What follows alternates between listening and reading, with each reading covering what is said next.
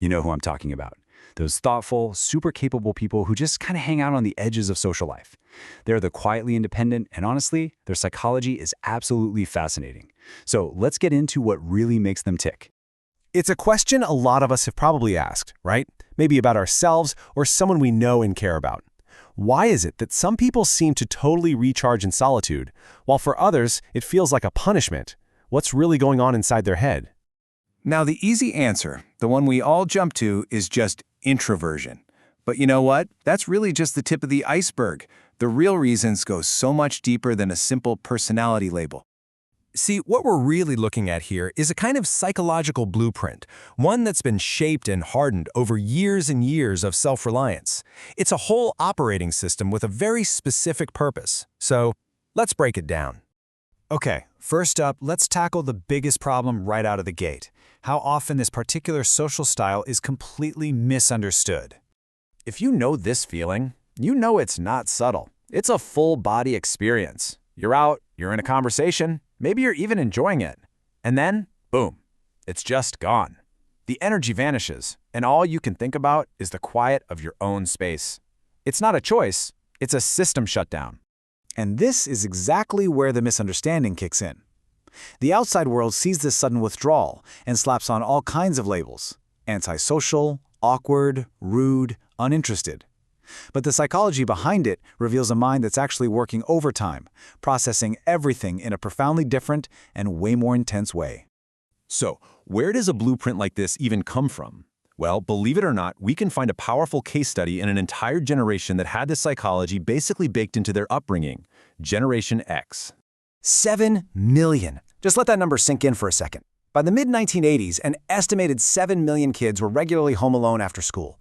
They were the original latchkey kids, responsible for themselves for hours on end. This wasn't some rare thing. It was a massive social phenomenon.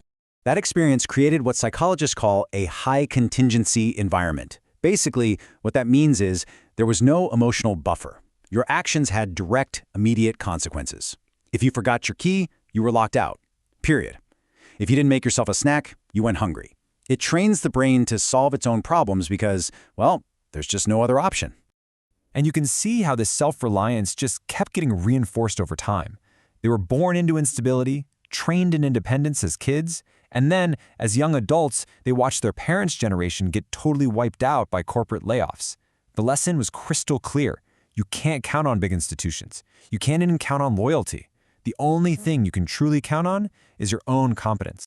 This kind of upbringing forges a universal set of traits. We can think of this person as a self-resolver, and trust me, their internal world is incredibly active.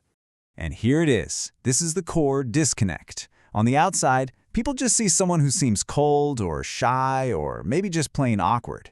But inside, it is a totally different universe. Their mind is hyper-aware, noticing every tiny social cue. They're constantly analyzing the subtext of conversations, and they're craving real, genuine depth. Almost everything gets processed internally first before it ever comes out of their mouth. This really shows you the cognitive load we're talking about. For a lot of people, most of their mental energy is just focused on the conversation itself. But for the quietly independent person, their brain's bandwidth is split. A huge chunk of it is busy analyzing social cues, the tone of voice, the body language, what's not being said, and another huge chunk is for self-monitoring. How did that land? Did I say that right? Was that weird? This is exactly why socializing is so exhausting. It's not one job, it's 3 jobs at the same time. And this all leads to a really key coping mechanism: emotional self-reliance. When something stressful or upsetting happens, their first instinct isn't to pick up the phone and call a friend.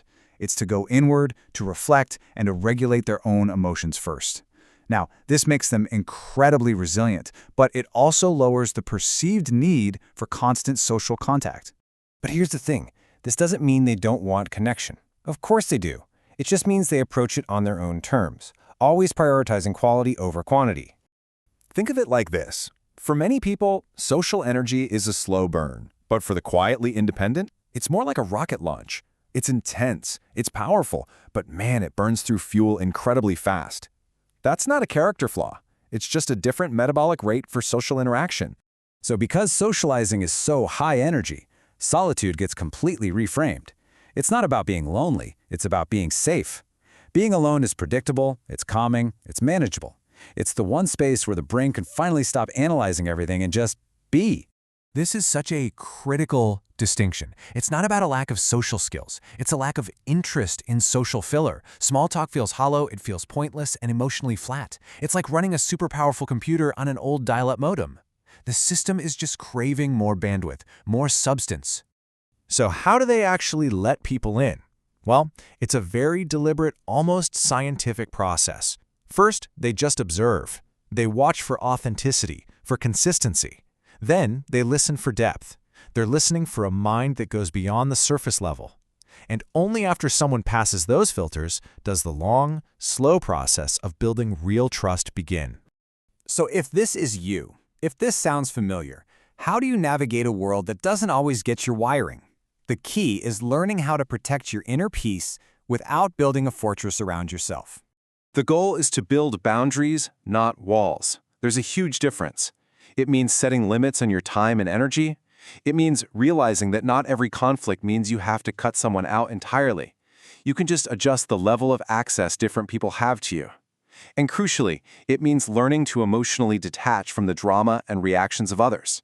These aren't selfish acts. They are acts of self-preservation. And this really is the ultimate takeaway for anyone who feels this way. Your presence has value.